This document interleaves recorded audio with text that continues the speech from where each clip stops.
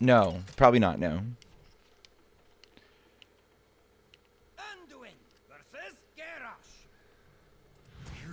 Probably did not happen, no. The play's the thing. It's the night after Christmas, and all through the house, not a creature is stirring except for Uriel. Well, why is Uriel stirring? Whoa, whoa, whoa. I thought we put that guy under. It's okay. I can confirm you did not. Okay, well, that's fine. How's my Christmas? Our Christmas was great. You had a great Christmas. It was lovely. The kids had a lot of fun. I got some useful stuff. Everybody seemed to enjoy their gifts. More importantly, the family was all getting along. Nobody was screaming at each other. It was cool. Shmooby was even tolerating his sister, which was incredible. Are the mini Shmoops feeling better? I think so. What's going on, Beastie? I think they are. They seem to be a little bit more, they seem to be a little bit more stable tonight. They're also kind of getting back to their old selves, which is how I know they're kind of okay. What's going on, Alicia Sheep Shitty? Did they do? Okay. Linked together in harmony. They're starting to revert a little bit more to, like, ragging on each other, which lets me know that, yeah, they're going to be fine.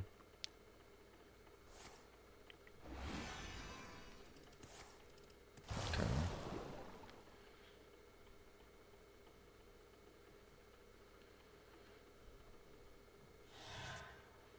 I feel like this is a terrible matchup. Probably.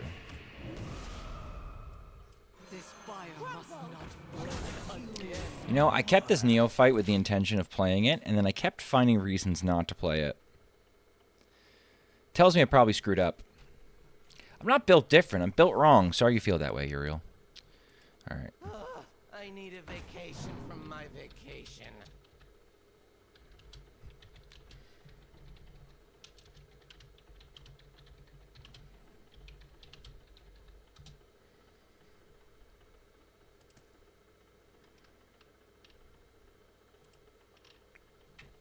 Alright, Sparrowclaw is waiting. Now I know the list Sparrowclaw's been spanking you with? Yes. Yes, you will. And you'll know how to play it.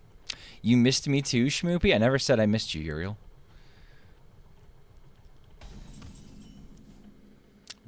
By the way, totally behind the scenes, chat. You can't see it. You can't see it, but I have my wife who is just snorting off screen. At the kind of jackassery you guys show on a regular basis. And I want to thank you guys for that. For entertaining my wife, if nothing else. She's refusing to admit she snorts. Unlucky. I can see it in your eyes. I can hear it in the... What is she snorting? Sheep? She's not snorting anything. It's an expression. Never mind. Oh, no. Zeph might just want to take care of this. I think it should clear the whole board, but it might do a little poopy. No, it chose to do that. That's fine. That's fine.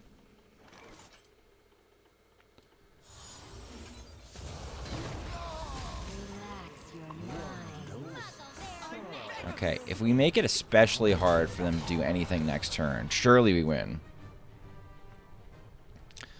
I can deal 11 damage from my hand. And I'm showing 12 damage on board. One hopes, one hopes. Stoked to get to hang out for a bit, even though it's super late EU time. Thanks for making it, Miles. I know, my stream schedule is the absolute worst for EU crew. EU crew absolutely hates my stream times. I can't say I blame them. Alright, do we have them? We're too short. Balls. If we top deck the other Mind Blast we got there, right? Did they top deck their arena? No. Are they going to try and bulwark out of this? If they try to bulwark out of this, that seems a little bit mental. Yeah, they're going to try and bulwark out of this. All right, that's them. Just makes you a VOD fiend. I appreciate the VODs, man. I appreciate the people who bother to watch the VODs. You definitely show up on the statistics.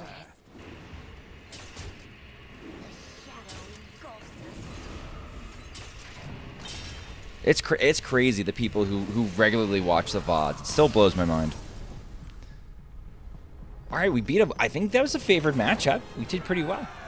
That's always what I've liked about this deck. It's like it has so much sustain into control stuff, even if it's not always like, you know, comfortable. Welcome to the Shumi Daddy streaming experience. I am back with another deck guide with a player who is better than me. Today we're going to learn about XL Shadow Priest with the one, the only Sparrowclaw. Sparrowclaw, would you like to introduce yourself? Hey, what's up everybody? Sparrowclaw here. In case you don't know who I am probably best known as Sparrowclaw from Evenlock, or Sparrowclaw from Even Shaman, or Sparrowclaw from XL Shadow Priest, depending on how long you've heard about me. I'm mostly known for playing one deck over and over and over again until it becomes too bad for my mental health, and then I have to switch. Okay, so like, I remember you as an Evenlock player queuing into Corbaton on his stream, and before that you played a bunch of Even Shaman? No, I played Even Shaman after Evenlock became absolutely unplayable tier Z or something in the Yogg meta in Titans. It was already in a bad spot before, but then it became absolutely unplayable. So do you? I have to ask this. Oh, go ahead. Keep going. No. Go ahead. And then the only deck that kind of fit what the playstyle I wanted to play and that was still successful was Even Shaman. So I just jammed that for 6 or 7 months. Apparently, people consider that to be a long time. And then I played that until the Null Miracle Rogue era. And then I played Shadow Priest and then the XL version after it became popular. So I have to ask, how do you stick with a deck for so long? Or is it just kind of like, because, okay, I kind of get it, because for a long time when I was climbing to Legend, I went like 5, 6, 7 months. Oh, God, shut up, chat. I went a string of months where the only deck that I really felt like climbing to Legend with was Even Shaman. Just like the methodical, just kind of like everything. It was kind of formulaic. It was very chill. I didn't find it stressful, I guess, was like kind of on rails and how I felt about it. What are you looking for when you start picking a deck and then you start maining it? Okay, when I do find myself in the uncomfortable position of having to look for a new deck to play, I try to look for something that kind of resonates with my narrow, I admit it, play style preference. I like something really board-based. I don't like combo a lot. I don't want to play more than a few cards each turn. And I want the deck to be initiative focused. And then and these aren't all that common in Legend overall at a competitive level. Yeah, definitely not your MMR, right? Like you're up there. You just hit rank 1, but you're regularly around. I feel like these days around at least top 200, if not higher, playing like board based, what I would consider board based aggro, or at least board based tempo decks for sure. Yeah, and then I find a deck, and then I play it over and over again, and it becomes more than really falling in love with the deck. It's more that it's a comfort zone. And as I play more, I become better at it and more used to it. And the thought of trying out a new deck brings up thoughts of, well, maybe I'll screw up the new deck. Maybe I'll lose a few ranks until I get better at it.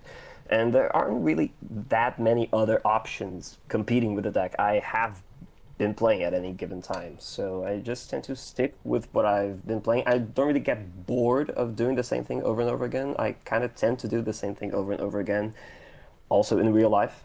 But yeah. You just enjoy the routine. I think that's fine.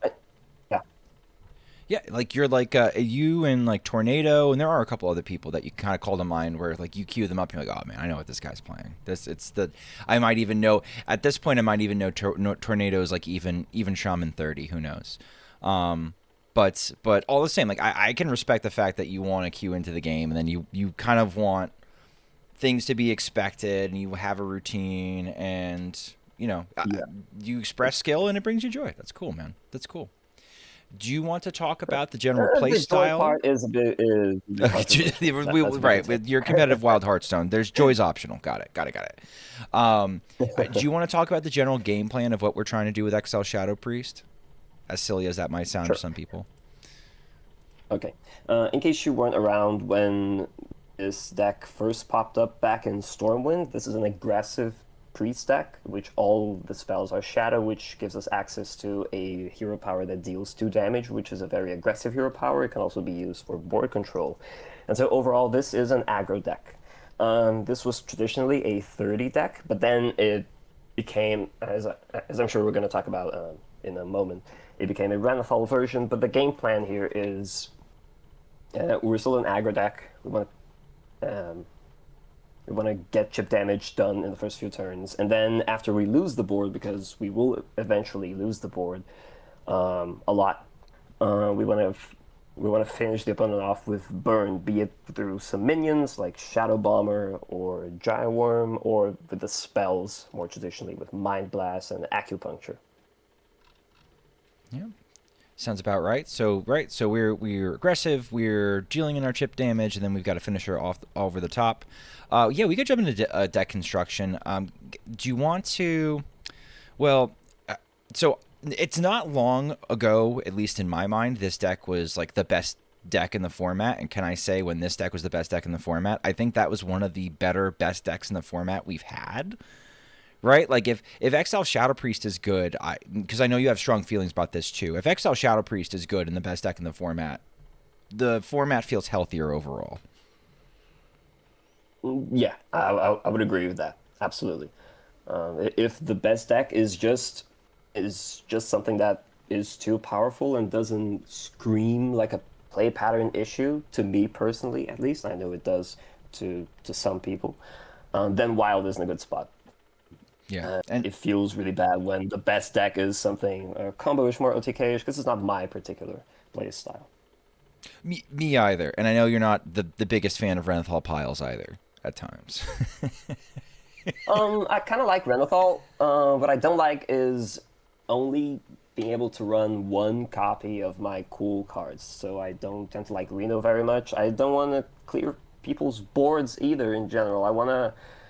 I don't want to be too reactive. I kind of like having 40 cards and 40 life and being mid-rangey and board based and stuff, but just not. If that makes me go control-y, I'll tend to avoid that to a certain extent. Fair enough. All right, let's start with this. What are the core cards in here that you consider like can't be replaced, and then we'll talk about flex a little bit. Okay, core cards are Ship's Corrosion, Shadow Bomber, basically your 1-drops, each and every 1-drop here.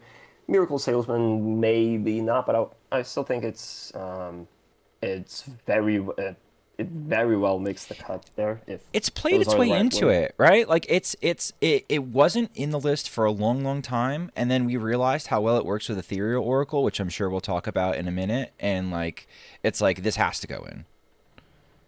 Yeah. Papercraft Angel is a core card here. Cathedral of Atonement, at least it was not as core in the 30 version, I believe. It was something like, the deck is start for draw, so it runs Cathedral of Atonement.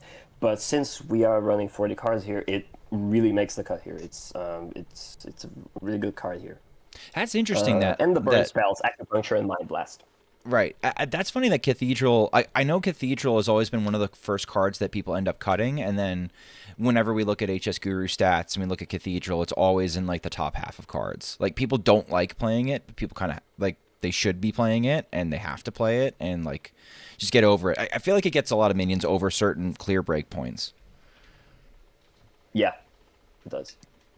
While also pushing damage, while also drawing a card, which are all good things the deck wants to do. Anything at the top end? Do we want to talk flex, or do you still have stuff that you think are core at this point? The burn spells, Papercraft Angel, 1-drops. We didn't touch any I think fours these are yet. the Would you core consider things. Ethereal Oracles core at this point, or are they still sort of on the flex? Stats-wise, if I remember correctly, about the time when we did have enough stats to make properly informed decisions, Ethereal Oracle was kind of bottom half if it looked cuttable in stats for a while. I never cut them. It always they always felt, in terms of my own personal experience, they always felt like very important because they allow you to fetch your burn, which is really important for this deck, I think. But these are a few tiers in terms of being core to the deck. Gotcha. There's a really clear tier of being the early minions, Papercraft Angel, Burn, and then we start discussing some other things, which are probably core as well, but just not as really critical to the deck as the ones we've mentioned already. That makes sense. That makes sense. Yeah, I remember. I mean, 3-mana Ethereal Oracle was like one of the best cards in the deck. I know, as far as just fitting in. Like, oh man, here's this really easy tutor for your other burn spells. Like, it's always tutoring other burn spells while also adding spell damage. And then it got cut when it got nerfed. But some people sort of, I think you were one of the few people that really kept it, and now that you're one of the only people that really play the deck regularly, it looks solid to me. I don't know. Yeah, the nerf mattered a lot. Like, I think when this gets unnerfed, and pray to God, please you better unnerf pray, this because guy when it I comes don't know. back. Maybe it's a case of be careful what you wish for, because it would be a buff for this deck very much, but it might buff things I don't like as much. But I don't know. I hope this guy comes back to being as too. good at it as it was at 3, because that will make it core to the deck, absolutely. And the nerf makes a big difference here. I still think it's playable in the deck. I still think it makes the cut, but the nerf did make a big difference. It's on the line now. All right, what's your flex, and why'd you choose what you chose? Okay, so the sort of like the bottom cards here, the more contentious ones, the flex things would be in the rain. Astalor. Maybe you could consider Voidtouched Attendant to be flex. I wouldn't go as far as to say that. I think Voidtouched Attendant still is quite. That's kind of a hot take. Makes A lot of the deck people rather clear. immediately were dropping this, right? And you are staying the course. You're saying no, these might not even be flex in your mind. I do like the Narain. I feel like does add for like some skill expression, where like if you know what your top decks are going to be, you can kind of plan for them, right? Like I don't know. I always liked this card a lot in the list. Yeah, there was once a time, about more like last year, where Exile Shadow Priest was popular enough when we did have stats on the rain, and the rain at one point was a proven card in the deck. It made the cut. It wasn't an exceptional card by any means, but it did make the cut. So a couple of months ago, still last expansion, I decided to tweak the list because that Hawkstrata Rancher experiment didn't really work out. And then I checked the stats, and we did have enough stats. If I remember correctly, we did have enough stats to make informed decisions. And Astalor looked really good in stats, so I decided to try him out. But then I just didn't want to run a one of that wasn't a legendary, so I just fit in the rain, which had been a proven card before, so I just went with that. I think it's a reasonable inclusion. You could think of Najak as well. Yeah, that's especially usually these one that I think days. of. But you know what? I think there are some metas where he was really good, like an insta keep against something like Big Shaman, where like they can kind of blow you out if they have the right summon. But then if you take the summon, or like you even manage to pull off their dumb, like, all right, you've given this thing a way to come back after I kill it. Well, I'm gonna take it and then kill it, and now you have to deal with it. Like sometimes you got the insta concedes from that. So I used to like Najak a lot, but fewer giants with rush to steal and fewer big shaman, I think, to prey on. Where I get why he's not in the list anymore. I still think it's a reasonable inclusion. You do not take my word as gospel. This list is not gospel. It's what I've been playing. I'm just He's someone great who has a fighting lot for of board. games with Yeah, deck. I could see it. Yeah, yeah. I think it's a very reasonable inclusion. I did consider from the new expansion, Disciple of the Dove, the 3 mana 2/2 that draws and health buffs our hand, but I could I see it. just didn't try it out. We have no stats at all. We barely have any stats for Exile Shadow Priest at all, but we don't have any Disciple of the Dove stats in Wild in any deck from last time I checked, so I couldn't really get a feeling. And I would assume since we top deck so much, our hand is always very light. We're not really health buffing a lot of our minions, and I just don't want to cut many things here. I think all of those have an important role in the deck. Even a Monthul, which some people underrate in the deck. Okani. Oh no, not especially me. I love Emethul. if you're Emethul seeing a lot of scams Dungar so many Druids. games. Yeah, a Monthul is very flexible. Very flexible. That was one of the funny cards where, like, when we were still playing Bless Priest, which I haven't, like, I don't know, I haven't played old. I think I tried to play like Maxi's old Bless Priest, and it was all like 3 or less, except for Amathul, and it's like it sticks out like a sore thumb. But when you get into those games where you can't close it early, he's just so much gas. Whether it's removal, whether it's just, hey, let me make a big lifesteal taunt, get myself back into this, whether it's let me copy the opponent's minion because the opponent's minion does something funny I can take advantage of. Just like, yeah, you're right. He's like a 7-mana Swiss Army knife. Like, just really, really good in the late game. Exactly. It helps you deal with big taunts. In that role is kind of similar to Vol'jin. Allows you to transfer to kind of steal some stats and turn the opponent's big something into one of your little shitters, and you're able to ping them. The first thing that comes to mind when I think about Vol'jin and Amanthul is Lumia in Sure. a Reno Paladin matchup. It's the cleanest way to deal with Lumia. I really like Lumia a lot. I think she presents. I like cards that present really interesting board states or create little puzzles for the opponent. And Lumia is like that for me. Like 8 Hands from Beyond is like that for me, where all of a sudden like something weird has just happened to the game. And I know for an aggro deck, like if you drop Lumia against, let's say, a Pirate DH and they're not running Consume Magic, they just cry. Because like what are you what do you mean it's a 6-mana 9/9 with lifesteal and I only get to hit the opponent in the face once? What do you mean? So yeah, like having an answer for that I could see being. It's funny that you have like that specific an example, but again, I guess when you're playing one deck for a lot, you're like, all right, this is what I need to win this game. Yeah. Gyreworm helps in that scenario as well. Gyreworm in general, I think it's an underrated card in the deck. Like Amanthul, like Vol'jin, I think some people may underrate it as well. Gyreworm, yeah, sure, you never want to forge it, but you top deck so much with this deck, and if in case that is Gyreworm is top deck, that is like a 3rd and 4th Mind Blast. It's also very good in aggressive mirrors, very good in the mirror specifically, kind of like Spirit of the Kaldorei, which turns Sure. out to be good in this deck despite its only synergy being Papercraft Angel. Right. Yeah. Right. Like the ability to, it reminds me of, all right, it reminds me of like Cloud Prince and old Secret Mage mirrors where like they got something down and then you could kind of like sort of flip the board by sending it into their Cabal Crystal Runner. I could see it like doing a similar thing. How often you just drop these down as 4/4s? Like no battle, like no forge, ever. no quick draw. Like I guess hardly ever because you're just trying to like in those situations you probably have mana to float, so you just do it. Yeah, I hardly ever just drop it as a unforged.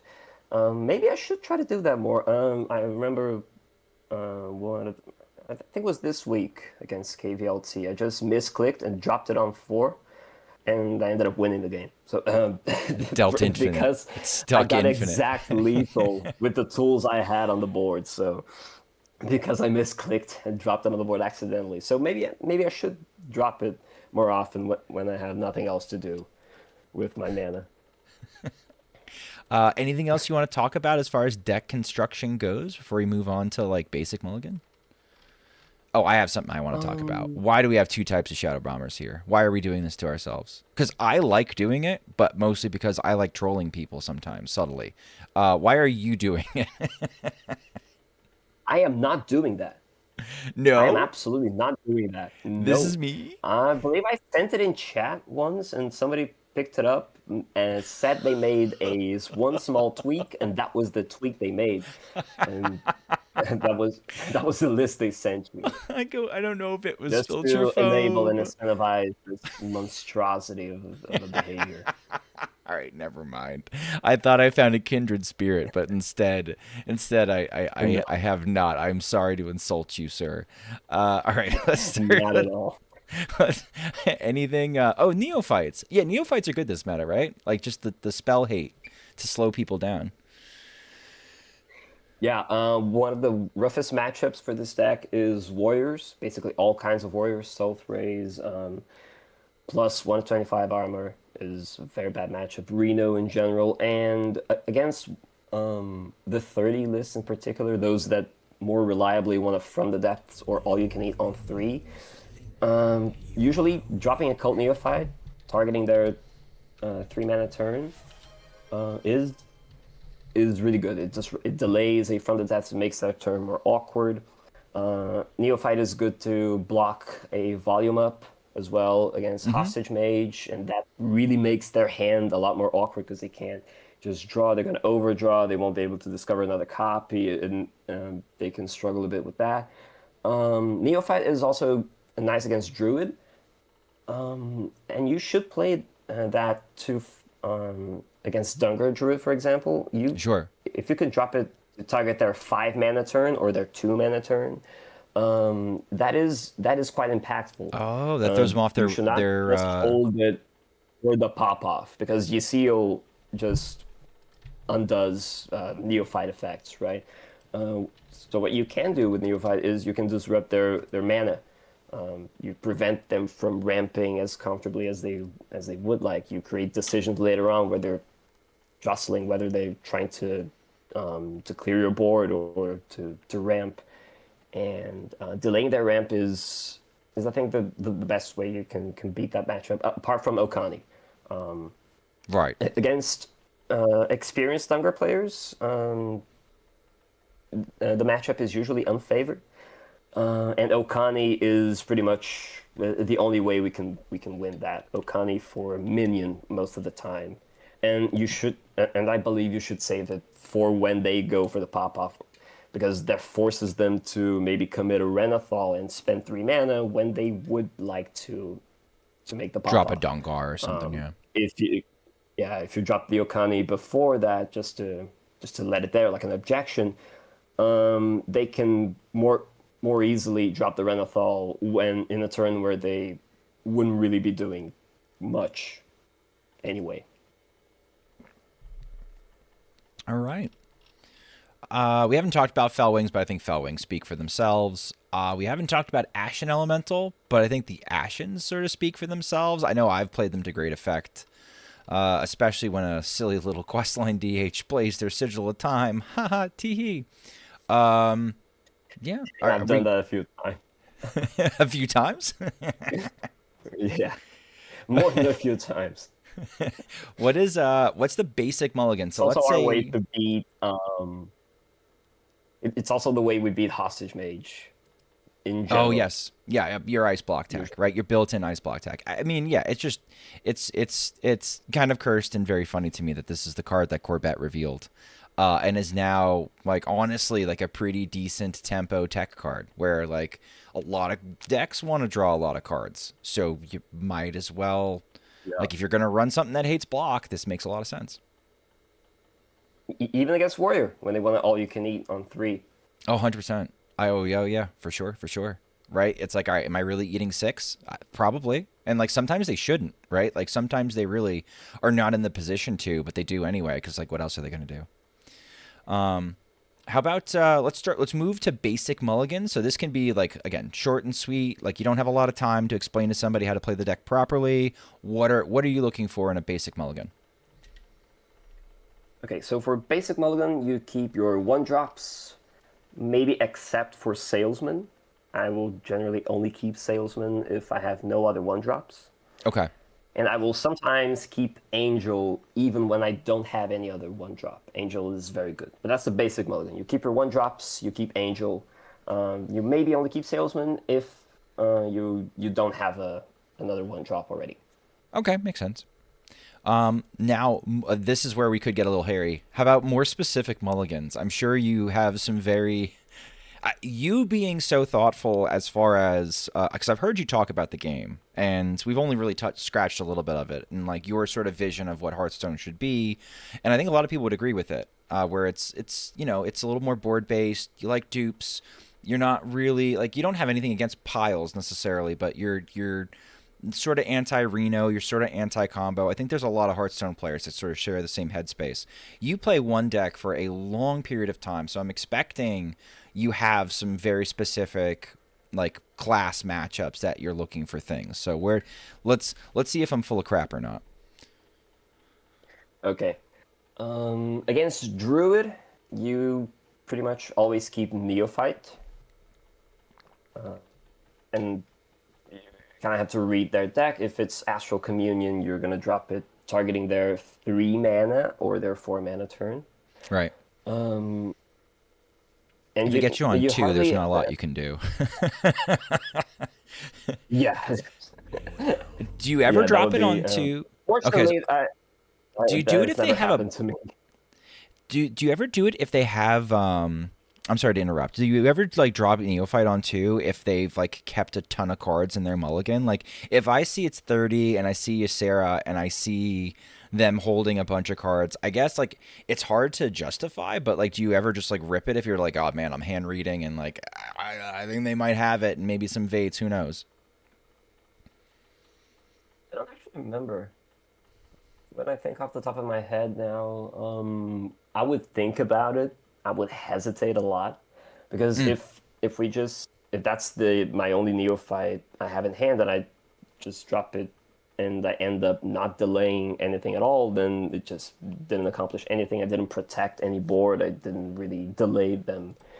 I suppose it could make it harder for them to go find their Astral Communion if they haven't already got it. Oh, but you were talking when they like full capped or something. I guess that would be a reasonable play. I honestly don't know. I'm not I just play a ton with the deck. My word is not gospel. I am open to people suggesting that maybe it's incorrect or maybe it's correct. I don't know. Well, I haven't hit rank 1 with this deck, so I was just curious. All right, so we're keeping Neophytes into Druids. Anything else that you're seeing specifically that you're just like, all right, I need to have this. I'm keeping this in the mull. It might be tempting to keep Ashen against Mage, but okay. You don't keep Ashen against Mage if the rest of your hand sucks. I pretty much only keep it if I already have a pretty good hand, because the game will last so long that usually you're gonna find one of your 2 Ashens. It's more important to have the early pressure to put yourself in a position where Ashen matters than to just keep the Ashen in an otherwise very poor hand and just brick the rest of the game. Never ending up using it because you never get the opponent low enough where Ashen actually matters. That makes a lot of sense. If you think you're playing against a Dungar Druid or something like a Barnes Druid, no, maybe not Barnes, but against Dungar Druid, you keep Okani. Okay. I would keep Okani into a Dungar Druid, even if I have no other cards, because I think that's pretty much the only way we win that matchup. Let's see if anything else comes to mind. Keep Spirit of the Kaldrai if you have the Angel. I might not keep Spirit of the Kaldrai if I think that's just a combo rush matchup, in which if if the spirit is only going to come down on turn 3, maybe its stats are not going to matter that much. That maybe Right. I want to be setting up disruption in that time, or I want to really hard mull for like a Neophyte if I'm playing against Nazmani. If you have a nice one drop hand, you might keep Voidtouched Attendant, but do not keep Voidtouched Attendant in the mulligan. Usually, that's usually bait. I Okay. think it's a good card in the deck. It still makes the cut, but I don't think it's a mulligan keep That it used to be. most of the Yeah. time. Yeah. If you think you're going to be in a board battle in the early turns, I will tend to toss it away. Yeah, I think that makes a lot of sense. I do. Okay, I've meant to ask you. You're not a fan of the mixologists. You're not. Which used to be a common include. I used to love them. I used to keep them against aggro, but I'm realizing now we don't run mixologists. Yeah, I think Mixologist is a reasonable inclusion, but ultimately I ended up cutting it because it was feeling a bit underwhelming. And Hmm. when I went over to HS Guru to see what the underperforming cards were, at the time Mixologist was really down there. I can kind of see it. Probably what made it very good was you were able to play Mixo on 3 and then a 3-mana Oracle followed by the 1-mana Potion. That makes But sense. since Oracle is a little more awkward now, maybe you can't really afford The machinery to breaks have that down. low tempo turn 3. But it's probably a good card, yeah, against aggro for sort of a Pirate DH matchup. Um, Another card I'd like to mention is Hmm. Twilight Deceptor. Deceptor, I think it's a reasonable inclusion in the deck. I don't have it in here because I cut it last time around Oh when I made yeah, the that's one that changes. everybody's playing. Twilight. Just so that people Yeah, know I think exactly it's what I'm talking. Oh, I fine. can't spell Twilight. You idiot. Me, not you. Uh, It always looks bad though. um, Like this is a card that, like, when we look at it and we look at stats, Twilight Deceptor always looks kind of sus. yeah, it kind of looks bad usually, but much to my surprise, when I did go over to HS Guru to look at the stats, it suddenly looked pretty good. I don't know. It looked terrible a few months ago. Now it looked good. I don't know. Might be sample size. I don't know. I don't know if I can trust that. Yeah. It's always been like tradition and inertia. We keep playing this card, but like it really is kind of mid, and conditional. Like we usually meet the condition, but it is kind of conditional, and it's only a river croc. Yeah. Any more If you're specific missing a molds? Oh, like sorry. Go ahead. a dead draw. If you're missing your one drops, is Right. almost like a dead draw. Yeah, you're just making a river croc if that's your best play. Any other class specific mulls or not? I should just say specific mulls. I don't even mean to like pin us to classes, but just any other specific mulls we should think of. If you know your opponent is Miracle Rogue, I think you can keep Neophyte. Miracle Rogue is a very bad matchup. Despite what people seem to think that just kill him on 3, Right. 5 head. This deck is not as explosive as the 30 version. It is overall better statistically than the 30 version, but the early game is less explosive, and that's probably why it is even worse than the 30 version against Miracle Rogue. And if you don't have a Neophyte on 2, usually, um, you're really unfavored in that matchup, I think. So if you know your opponent is a Miracle Rogue, which it's kind of hard to see one these days, you would keep Neophyte. But those are Yeah. the ones that come to mind right now. Okay. All right. Well, thank you. How about this? I love asking this question. What are common mistakes that you see people playing this deck that everybody makes that like you want to tear your hair out, you want to correct? It's kind of hard to say since I don't really run into that many fellow Exo Shadow Priests.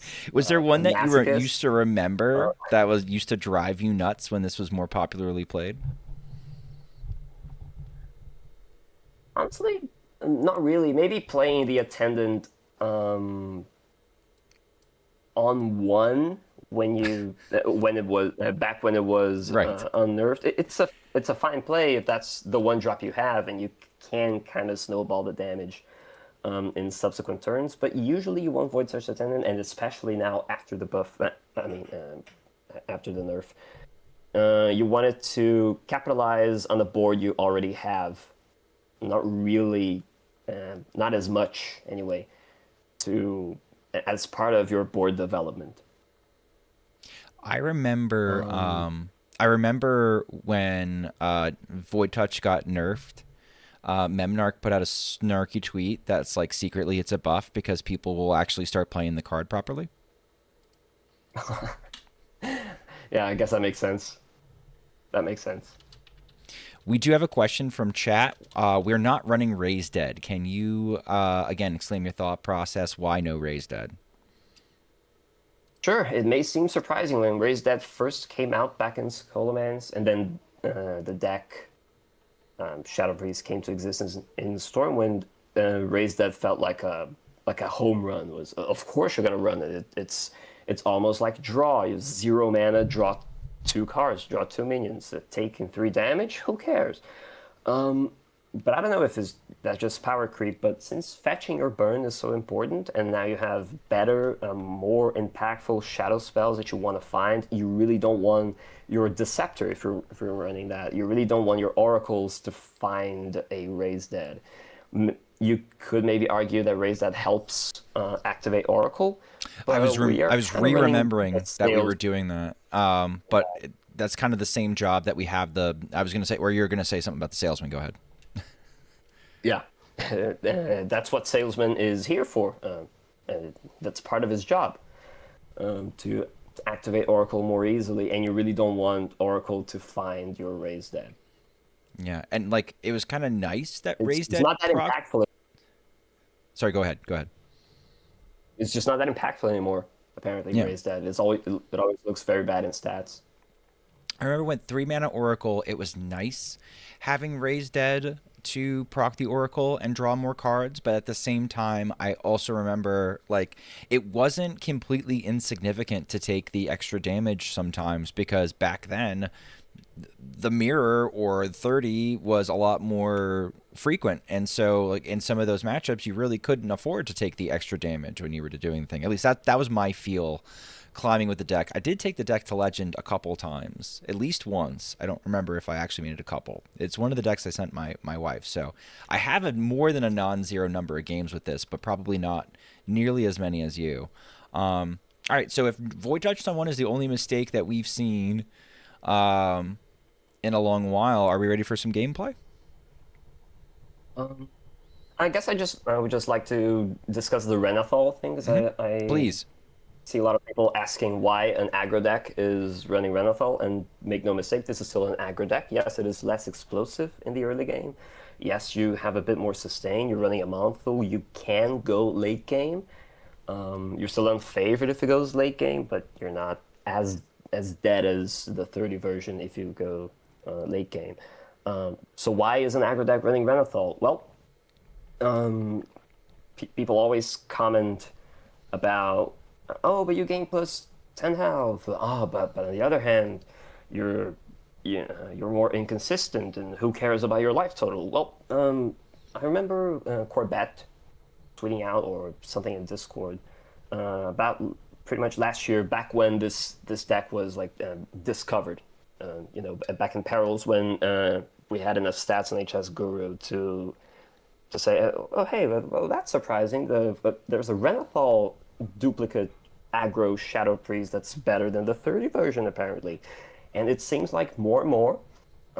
Yes, the loss of consistency is always a drawback, but it seems that at least in Wild, of course the card is Wild only now. So in Wild,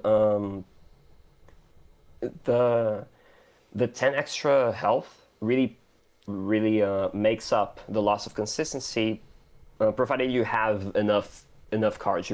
It seems like decks these days are supposed to be Renathal by default, and they Unless you would have a need a really very good good reason reason not to to. not Yeah. be Renathal instead of a good reason to be Renathal. You need something like a deck building restriction or something like a big shaman restriction, a Barnes restriction to not run Renathal. Or you're really just starved for good cards like Pirate DH.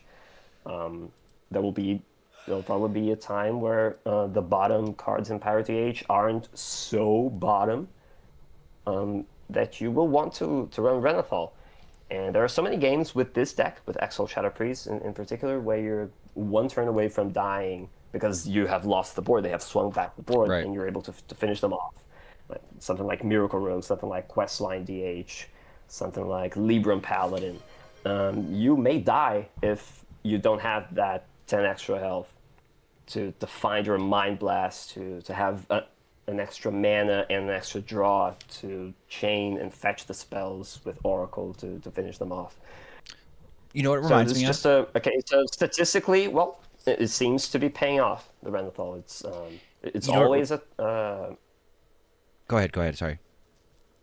it's always a discussion between the health and the consistency, but it seems that more and more often the health has been winning this battle. You know what it reminds me of? It reminds me of my old Secret Mage list, where it was Dark Moon Fair, and I'd be running Ice Block, and I would lean on my Ice Block as like, okay, I get one turn to turbo smork and send everything face, and I know I can lean on block because when they pop my block, that means that the next turn I can fit my 2 fireballs in and I could finish the game off, right? So it's kind of akin to that, right? Like, we have our extra 10 health. It's not as good a barrier as Ice Block, obviously, as a stalling tool, but this almost lets us like be a little bit more free to go forwards and care about the board less because we have that buffer. Exactly. It means you can win the race more often. Sometimes against Burnlock. Burnlock, I believe, is an even matchup for this deck. Oh, wow. Sometimes you can just race them, and sometimes you can win the race. Same goes for Pirate DH. Sometimes you can just win the race because of that 10 extra health. And of course, in the mirror, in the Shadow Priest mirror, the Renathal version Oh, is you very stomp on favored. the 30. Just start with plus 10 damage. you the opponent's you face. stomp on the 30 with this version because they can't. You can, if you're, what I always loved about playing against 30 Shadow Priests with this deck is if you're playing them even, they're losing.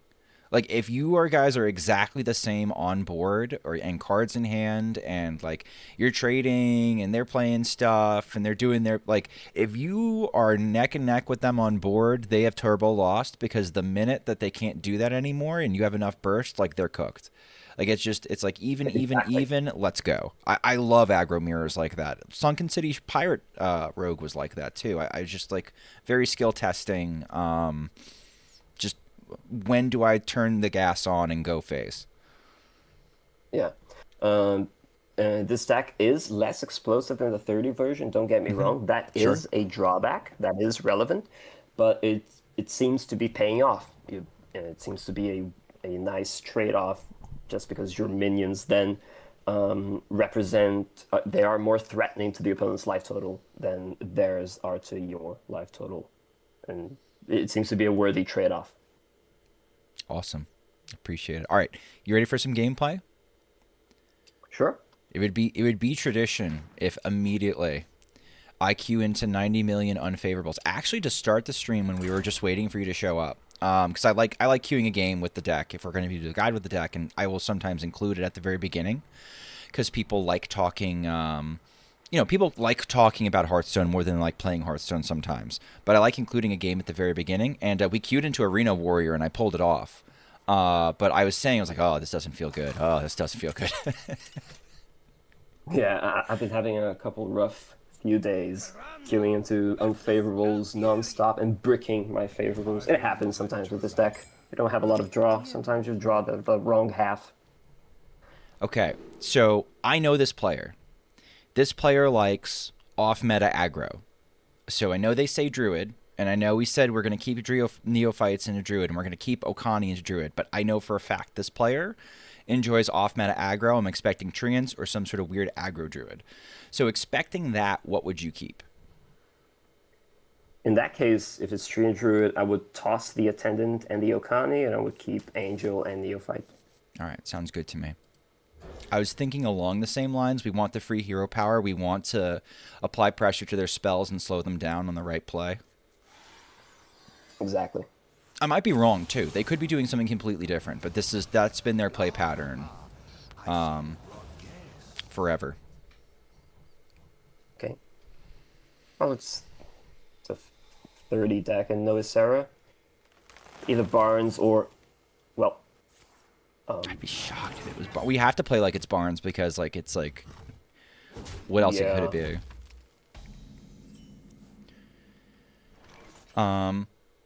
My inkling is going Ship's Chirurgeon into Brain Mass into Papercraft because I think that provides the most pressure with a Neophyte over top next turn and maybe. What are you thinking? Yeah, that's what I would do. Okay. Starting the operation. Relax your mind. Link together in It's unfortunate that they played the Bio Project. They just skipped into later turns.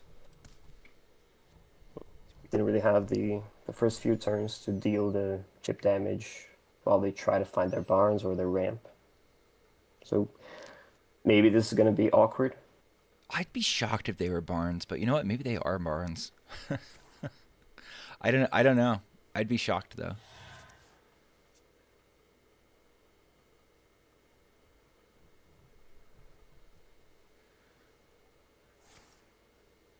Huh.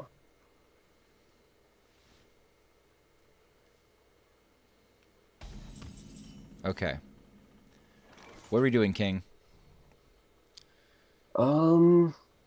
Neophyte Astalor, ping, send everything face. We're not quite at the Mind Blast part. We might top deck an Attendant, I'm assuming.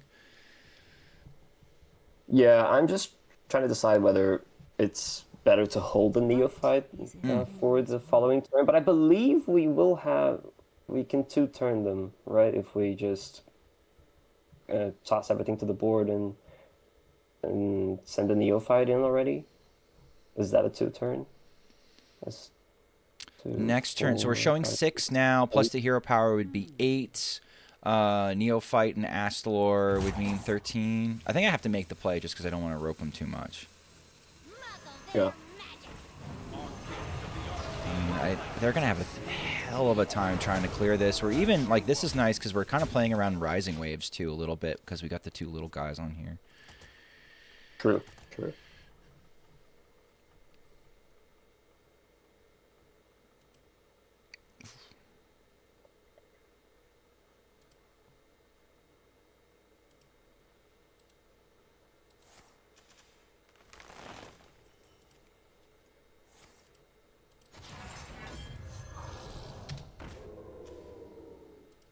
Okay. Oh, you might be doing crappy alignment. That would very much be in vogue. So he's gonna try and do crappy alignment stuff. Yeah, Glare likes ancient decks. You're gonna see Glare play Secret Mage. You're gonna see Glare play all sorts of shit, and he's probably roping me because he thinks I'm a dick. Which, fair enough. My bad, Glare.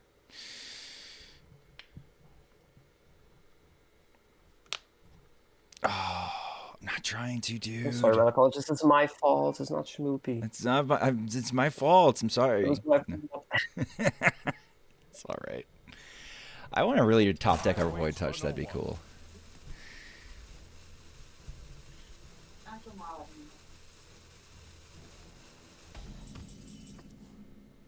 All right, we got a Mind Seer.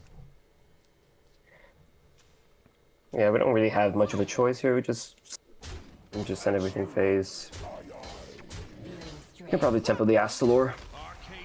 You're good with tempo Astalor. Okay, yeah, we're not doing lethal stuff yet. No, yeah, and we hope that they don't have it. Okay.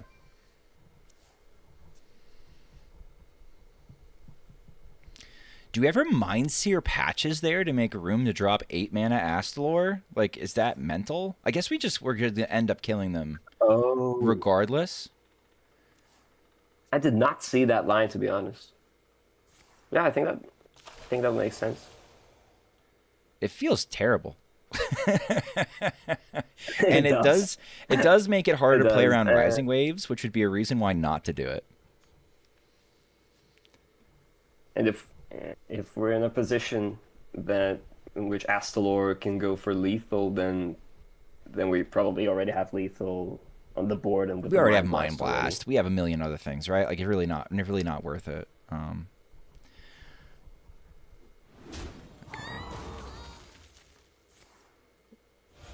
I don't know what he's up to.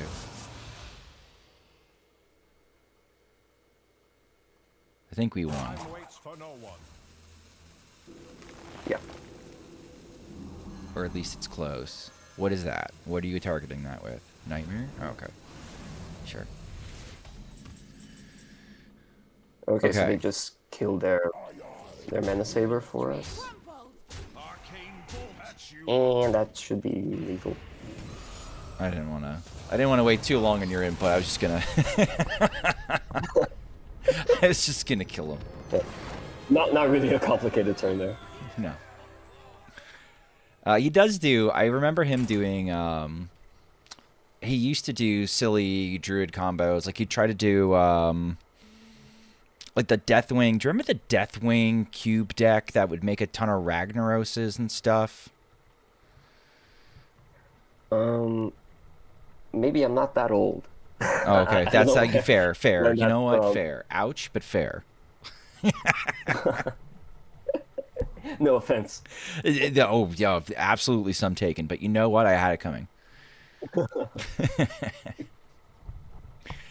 don't know. I think he beat Marty with it in THL, and that game has become legend. Like you would cube Ragnaros, and then you'd like copy the cube, and then you'd blow it up. Okay. Oh God, Ben is absolutely Treants. I think. Yeah. I'm like 99% sure he's Treants. The Loa are watching, even here. I'm tempted to full keep this, maybe. Interesting. Okay. I don't I'm hate it. going to.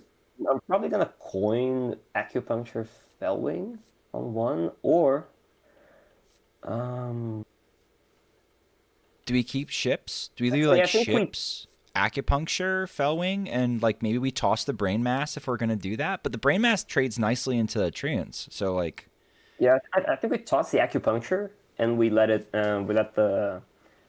We go Corrosion and Masseuse on one. okay, And then we're going to be able to play the Fellwing no matter what, even if we ping a Treant. okay. All right, that was an interesting mulligan. I would not expect me tossing, because I didn't even see the acupuncture fellwing for a hot second. I see you've brought guests.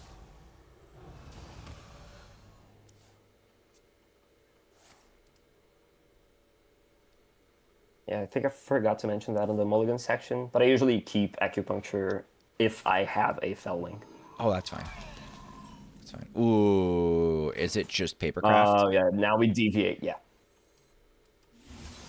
Link together in harmony. Because we wanna take 2 for 1 if we can. How do you like this matchup, specifically the Treant Druid matchup? Does it feel good? Does it feel awkward? What are your thoughts and feelings going into it? I haven't played against that many Treant Druids yet, but it seems to me that it's kind of, in some ways, it's kind of similar to the Burnlock matchup. Sometimes you win the race, and sometimes you have to really keep controlling them and trading until the later turns, until you're dropping them on full. I'm gonna just take this Until turn we, because I think I yeah. know what I'm doing. We just Yeah, absolutely. rip it and ship it, and this seems like okay. But I feel like we're gonna be trading soon because I don't know if we don't quite have enough pop over the top to take them out with our board, so we're gonna have to probably try to keep it close-ish. Interested to see where you end up prioritizing trades. He's still going slow. Okay. Maybe he doesn't have Beanstalk yet. Yeah, he probably doesn't want to summon the treants in one turn and leave them out to die, because if he just puts down some treants and don't pop off, we just kill the treants and their Beanstalk won't do much. Do we have a couple of aeroponics coming? Here we go. Oh, boy. Man. He's not going to have another turn. So this has to be it. Ooh, Yeah. okay. Okay. Renathal for That's Tempo another King turn. and then start pinging stuff off? Because, like, it's not... None of this stuff is going to live. Wait, that's 2... He has no 4, turn next turn. So whatever... 9, 7, 15. That's... Yeah. We trade everything down to sample the Renathal. Okay, these are easy trades. How much do you prioritize my 2 1-drops still and the Papercraft Angel? Would you still trade the Papercraft Angel and the 1-drops in, or are we going to go face with these 2 and, like, just do the Papercraft? He can't even hero power. Yeah, I think we trade the Angel and go and send the Pirate's Face. Okay. Because we might still get Ship's Church in value.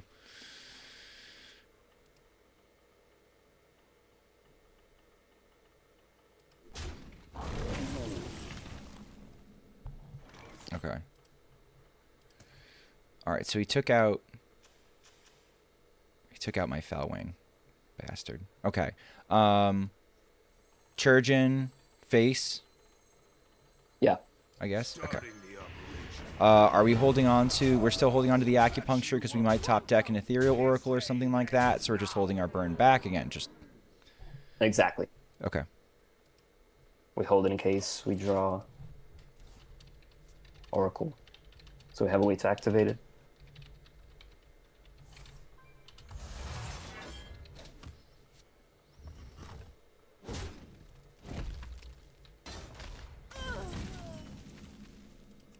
Okay, we got our Papercraft back. Yeah, we got it. And we also just win. You're very polite, Sparrowclaw. Like, you're like, okay, just... You can just be like, all right, just go win, idiot, right? And I could go, like, just do the things like a monkey and just, like, press the button. But you're like, no, let's see him see it on himself. I appreciate that. All right, let's do another one. If you're still good for another one, I shouldn't assume. I'm good for another 1 or 2, maybe. Okay, cool.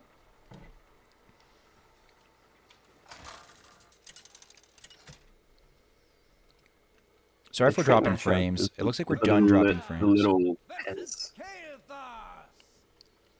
Salam, Ashen Elemental. Okay. The Mage matchup.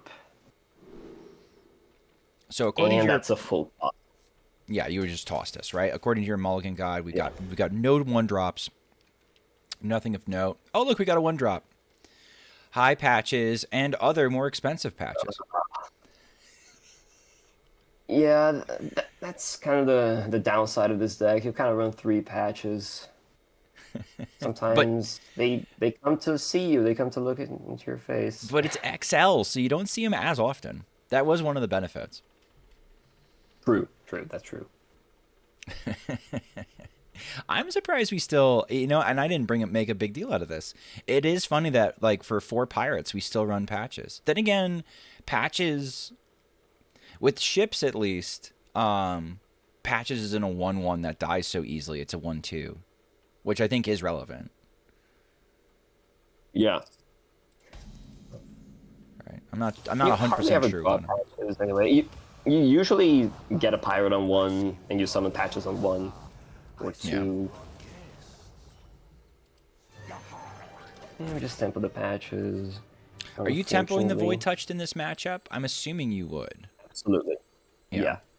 We just treat it like a 2-drop. It's not a... Yeah, it's our only turn 2 play right now. Okay.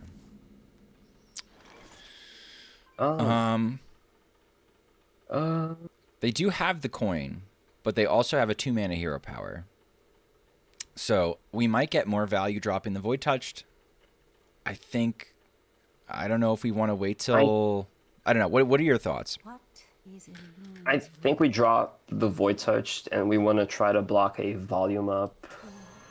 The next turn? The other turn. Yeah. I don't know if they're going to volume up since they are forbidden sequence. I think they run volume up. They run a lot of... It's usually Reno. It's usually a lot of goofy stuff. Oh wow, they're going to try and kill the one to them, and it's just a Reno Mage with the quest, I think. Yeah. That's a good way to think of it. I don't know if Zephrys gave them the option that they wanted. Let's see. Ooh, it did not. Interesting. Oh. Okay. That's awkward.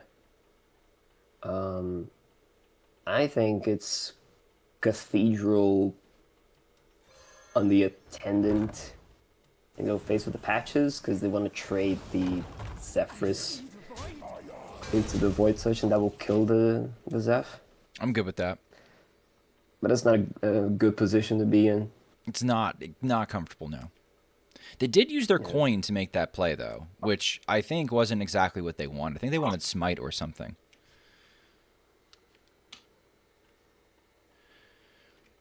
By the way, you probably can't see stream because it would be too slow to watch. But somebody redeemed both Princess mode and Squid mode in the time that we've been streaming. And I now find myself trying to balance these two things and also do gameplay, and I wanted you to be aware of that fact. No problem. As much as blocking a volume up is nice, I think we just hero power and go taunt. That's what I was looking at. Like, we need to get them down. We need the stats. We need the tempo. Is it the worst Benny turn? Like, we're going to draw first, obviously. Is it the worst Benny turn next? I guess. Can you not? This is fine, actually. That's a good hit. Tempo. All right, I'm going to buff the totem and hit him in the face. Absolutely. Ooh. Okay. Ooh, yeah, and I go Courage and Gyre Worm Face. I love this. I love this playthrough. It's just go face. Go face. Yeah. Go face. I don't think our pirate lives. No, don't devolve it again, you monster. They might. They couldn't miss, though. They've played the quest. They've played font. They've played coin. They've played a rewind. That's the rewind. They've played a smoldering. I wonder if they took smoldering.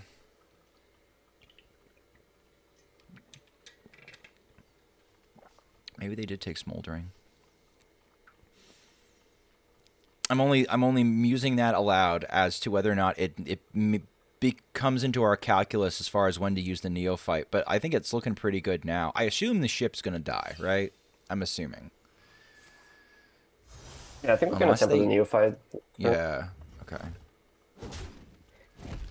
Develop They're going something. face. Interesting. Okay. Okay. Helps us make their turn a bit more awkward.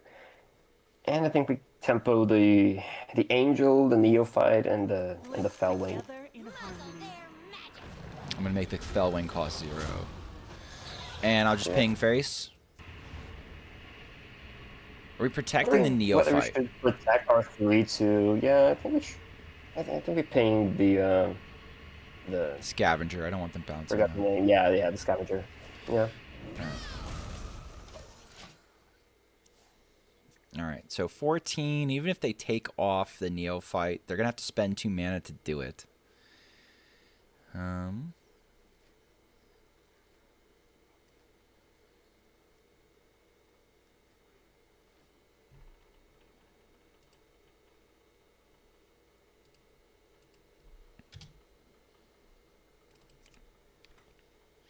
Against Mage, usually board space is a concern. You want to manage your board space, so you can drop your Ashen, or you can drop a Voldrin to turn a Bob or like a just template out raw math into something you can ping. Oh, But okay, that makes sense. our location I didn't even think of is that. gonna Yeah, die soon. you might want to swap it to something that you can remove so that they're not bouncing it forever and ever and ever. Yeah. I feel like I'm not proactive enough on plays like that. I feel like they're gonna give. I was gonna say it felt like one of these plays where they were gaming out how much they could let it go. Not even taking out the Neophyte. Okay. Well, there's the Ashen we were talking about. What should I buff with Cathedral first? I feel like we got to do that first. And we usually buff it in a way that plays around his lead skater. So we don't want to buff the giant worm. I think we buff the angel. I think we do too. If they do decide to kill the angel, they're gonna have to kill their minions, and that's an Elemental. I honestly think we temple the Elemental just I love that. because it's our cleanest way to prevent the Varden from getting bounced. I love that. And I think bouncing the Varden is kind of critical. Let's see what we get. What's in the box? These are not ideal. No, they're not. No, they're not. Let's take the spider tank. Okay. Spider tanky goes. Okay. We kind of managed to aggro them down. We did. Despite that horrendous opening hand. They're going to lean on it. No! Oh, that's unfortunate. Ooh. I suppose Reno Lone Ranger is coming down. Ooh. How do you feel about Oracle into Acupuncture? I would. It might be lethal. Right? It's close. Yeah, I think we tempo it out. Call Acupuncture if it finds Mind Blast and Acupuncture. That's not a Mind Blast, but that's the Mind Blast, and that's lethal. Mind's here, one of our own guys, and We kept the Neophyte up, we protected it, and then we killed it when necessary. and Hell we yeah. pulled it off. Dog still hunts. I have casually sat here and climbed 180 ranks easily. Man, and we also had the Ashen if we really needed it versus the block. So I love that too. I think that's a very clean gameplay session. I think it's a very clean guide. Before we say our goodbyes, thank you for coming on, Sparrowclaw. Thank you for making the time. I know you were like, man, I don't know how much I can really contribute to like a guide situation, but I still gained some insights on how to play the game and what you're thinking. I'd love to keep spectating you in game sometime, to seeing what other little things pop up, little tricks I think that are at the top of the ladder that are matchup dependent, that you live or die on, that you're thinking about. Anything you want to say to the chat before we sign off? It's been a pleasure. Thank you, Schmoopy, for having me here. That's true. I don't usually hold myself in such a high regard as to provide a deck guide with full of complex plays, because so much of my plays are just usually just the instinct. Is some plays just feel right, but if someone in chat just wants to argue and point out a different line, I'd say go ahead. Maybe you're right. Maybe I'm wrong. I'm no specialist. Do not take my word as gospel here. Thanks for having me around. It's been a pleasure. Awesome. All right, Sparrowclaw, I think you're selling yourself short, but I'm going to give you one last word. Oh my God, I can't speak. One last word before I send you into the void. Quickly, before I disconnect the call. A word to chat? Perfect. He's gone. Such a nice guy.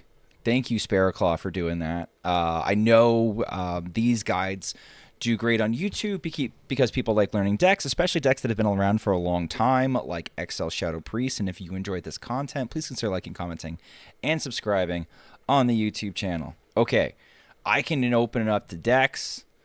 Let me just tell him that was perfect. That was perfect.